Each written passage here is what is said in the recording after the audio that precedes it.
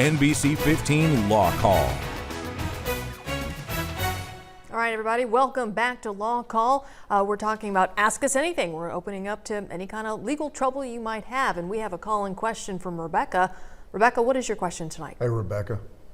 We have a neighbor behind our house that has a very tall oak tree, and I've asked him to cut it because if we have a storm, it will land on our house, possibly our bedroom. And so he said if it did, I said that would be very expensive.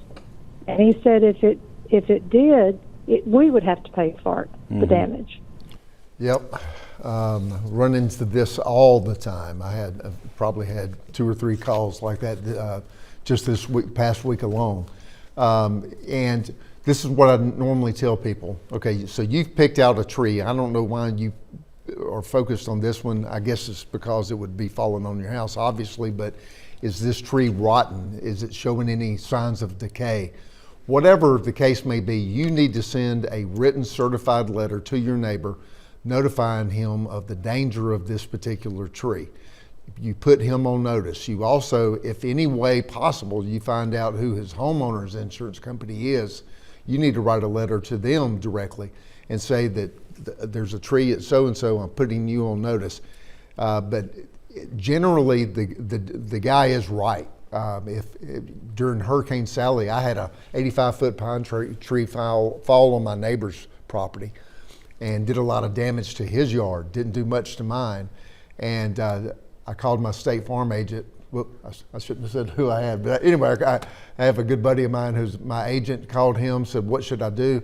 And he said, well, there's nothing that we can do because you're not responsible. It's an act of God.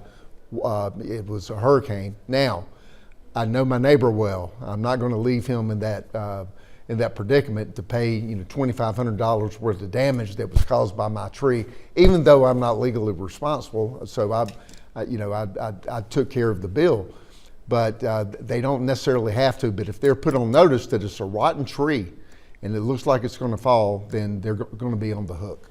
Huh, certified letter. That's interesting to the insurance company. Yeah. I've heard you talk, because this comes up quite a bit, like you said.